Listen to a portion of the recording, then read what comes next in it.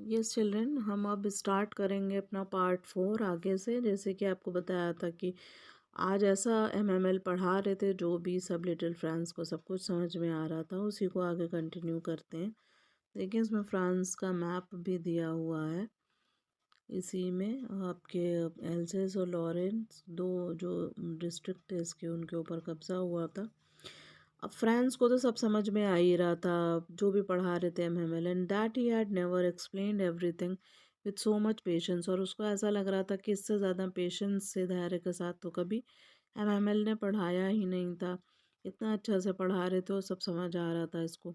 It seemed almost as if the poor man wanted to give us all he knew. ऐसा लग रहा था जैसे जो कुछ भी वो जानते हो वो सब कुछ आज हमें दे देना चाहते थे, बिफोर गोइंग अवे, जाने से पहले, and to put it all into our heads at one stroke. और एक ही बार में, एक स्ट्रोक में हमारे दिमाग में सारी चीज़ें भर देना चाहते थे पढ़ाई की।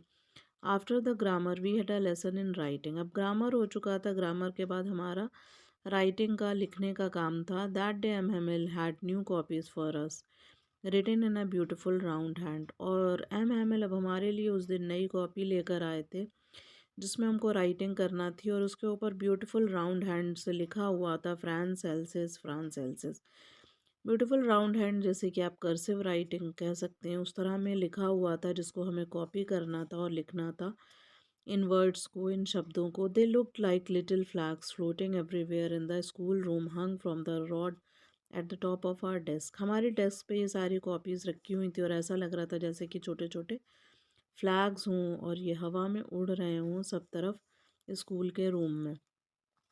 क्योंकि हमारी डेस्क पे सारी कॉपीज़ रखी हुई थी और उसके ऊपर राउंड हैंड से फ्रांस और एल्सेस लिखा हुआ था। ऐसा लग रहा था फ्रांस और एल्सेस के झंडे लगे हुए हैं और वो फ्लैग उड़ रहे हैं।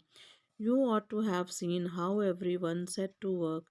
हर कोई अपने काम में लगा हुआ था। And how quiet it was, और कितना शांत था। The only sound was the scratching of the pens over the paper. हर सिर्फ आवाज़ आ रही थी लोगों के पेन से पेपर के ऊपर लिखने की, जो आवाज़ आ रही थी स्क्रैचिंग की, बस वही थी।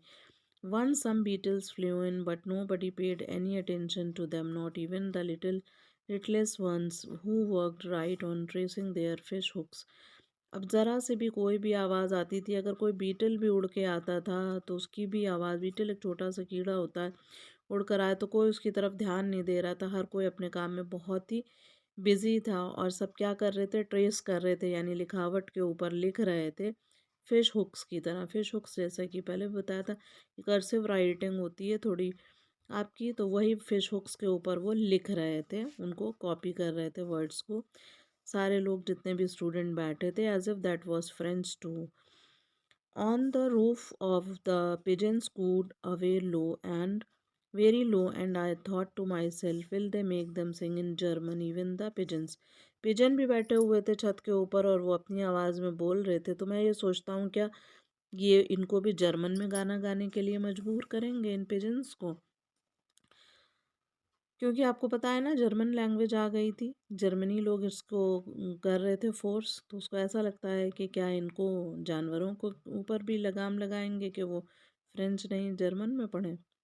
Whenever I looked up from my writing, I saw M. Hamel sitting motionless in his chair and gazing first at one thing, then at another. जब मैं देखता हूँ एम हेमल की तरफ, तो वो चुपचाप बैठे हुए होते हैं अपनी चेयर पे और हर चीज़ को बहुत ध्यान से देख रहे होते हैं, as if he wanted to fix in his mind just how everything looked in that little school room. जैसा लगता था वो अपने दिमाग में, माइंड में बैठा लेना चाहते हैं हर चीज़, कहाँ पर कौन सी चीज़ रखी है स्कूल के क्लासरूम में। फैंसी, बहुत ही फैंसी बात है। For 40 years he had been there in the same place. 40 साल, यानी 40 year वो सेम जगह पर रहा था, with his garden outside the window and his class in front of him. Garden उनकी विंडो के बाहर था। Just like that only the desk and benches had been worn smooth. The walnut trees in the garden were taller. Desk और benches जो थीं वो लिखते लिखते, बैठते बैठते बहुत स्मूथ हो चुकी थीं। ठीक उसी तरह से जो वहाँ पर एक वॉलनट का पेड़ लगा था, अखरोट का पेड़ लगा था गार्डन में, वो टॉल हो चुका था। And the hop vine that he had planted himself twined about the windows to the roof. और उसने बाहर एक होप वाइन लगा रखी थी, एक बेल लगा रखी थी, जो कि 2 भागों में बँट चुकी थी और वो विंडो और रूफ़ की तरफ बढ़ रही थी। How it must have broken his heart to leave it all, कितना उसको दुख हो रहा होगा ये सारी चीज़ों को छोड़ते हुए जो कि उसकी अपनी थी। Poor man to hear his sister moving about in the room above packing their trunks for they must leave the country next day. ऊपर ही इनकी फैमिली रहती थी।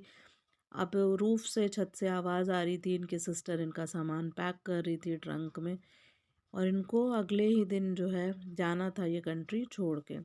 But he had the courage to hear every lesson to the very last, लेकिन वो पूरी हिम्मत के साथ सारे लेसन आखिर तक सुनते रहे हम लोगों से। After the writing we had a lesson in history, फिर राइटिंग के बाद हिस्ट्री का क्लास हुआ। And then the babies chanted their ba pe B बो बू।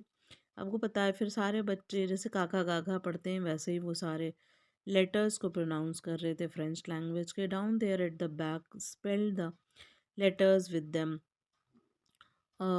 Down there at the back of the room, old Hauser had put on his spectacles and holding his primer. और पीछे बैठा हुआ था हॉजर और वो अपने स्पेक्टिकल्स लगाकर पढ़ रहा था प्राइमर बुक को अपने दोनों हाथों में लिए थी। प्राइमर बुक यानी प्राइमरी की बुक, स्टार्टिंग की बुक जिसमें लेटर्स होते हैं काका गा वाले। प्राइमर पकड़े था अपने दोनों हाथों में, spelled the letters with them, और वो लेटर उनको पढ़ रहा था स्पेलिंग उनकी।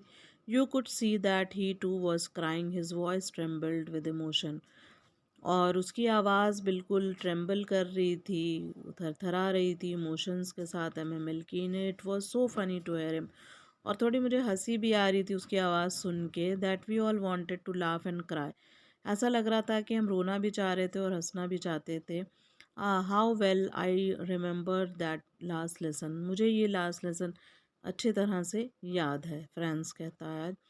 All at once the church clock struck 12, church में जो क्लॉक लगी होती है उससे आवाज़ आती है 12 बजने की, घड़ी के 12 बजते हैं और उसमें से क्लॉक की आवाज़ आती है घंटे की। Then the Angelus at the same moment the trumpets of the Prussian returning from drill, और ठीक उसी टाइम पे जो प्रूशियन सोल्जर्स थे वो अपना प्रैक्टिस कर रहे थे, वो सब वापस जाने लगते हैं। ट्रम्पेट बजते हैं, यानी जो एक बाजा होता है ट्रम्पेट वो बजता है। रिटर्निंग फ्रॉम ड्रिल से वापस जाते हैं। साउंडेड अंडर अवर विंडो, विंडो से नीचे से आवाज़ आ रही होती है हमारे क्लास में। MML stood up very pail in his chair, I never saw him look so tall. MML अपनी चेयर से खड़े होते हैं और काफ़ी उनका फेस पीला दिखाई दे रहा होता है, और मैंने इससे पहले कभी उनको इतना टॉल नहीं देखा, वो बहुत टॉल लग रहे थे। My friends said he I but something choked him, he could not go on. वो कुछ कहना चाहते थे माई फ्रेंड्स, लेकिन आई कहकर ही रुक जाते हैं और उनका गला उनका साथ नहीं देता है, चोक कर जाता है, क्योंकि उनको इमोशंस में वो रोने वाले होते हैं। Then he turn to the black board, और ब्लैक बोर्ड की तरफ मुड़ते हैं। Took a piece of chalk, और एक चॉक का टुकड़ा लेते हैं।